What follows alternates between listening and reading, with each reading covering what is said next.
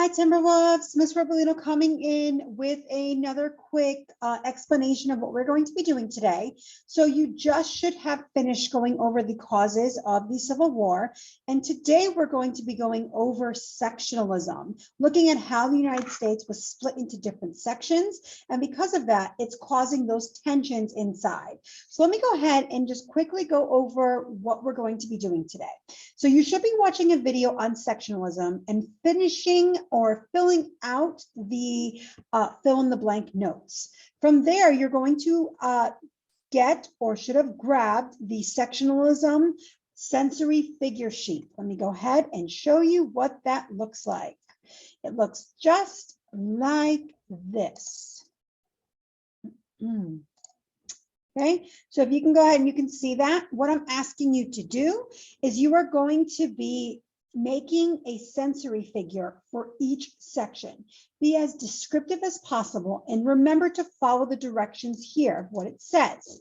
I'm asking you for each section of the US, create a sensory figure to represent the lifestyle of the people living there. Your sensory figure must include the following. Clothing, you must have clothing. Okay, what style of clothing would someone from this region wear? Mind, their mind, which you would use their head portion. What is this person's political views on the government? Mouth, the mouth. What is something this person might say? Again, school appropriate. Hands, what type of job does this person have? What do they do? Heart, what is the person's stance on a moral issue, such as slavery?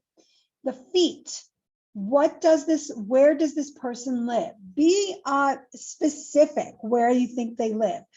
Give a state. It doesn't have to be a specific state, but again, make sure if you're talking about the South, what states are in the South. You can go ahead and you can look at maps inside the textbook, or you can go ahead and look at using an iPad to take a look at some southern states. Remember, we live in a southern state.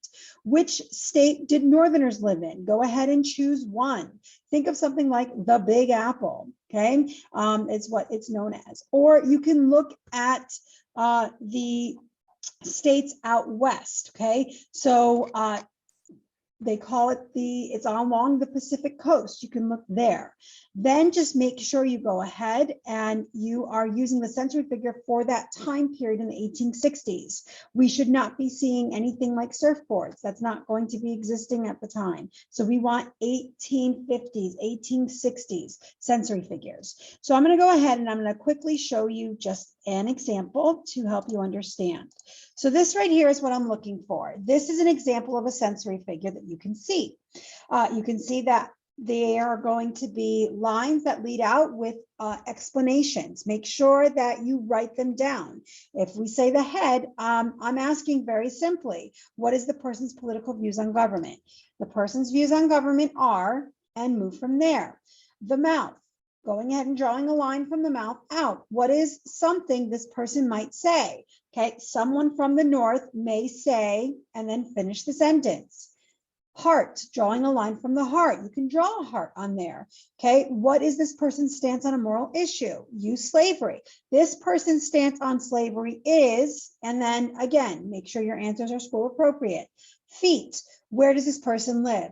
This is someone from the South. They live in blank. Okay, and they live in a blank type of place. Do they live on a plantation? Do they live in some type of apartment? Okay, why do they have that? Okay, so just remember to take a look at the section from the sectionalism notes from the video to see what you're going to be looking at. And don't forget, you can use your notes from yesterday to also assist you with the regions. Okay, so that's what you're doing today. If you have any questions, just be sure you finish this up. And then if you have anything that you need to see, ask your teacher or come see me. All right, that's all I have for you today. And I will see you later. Take care.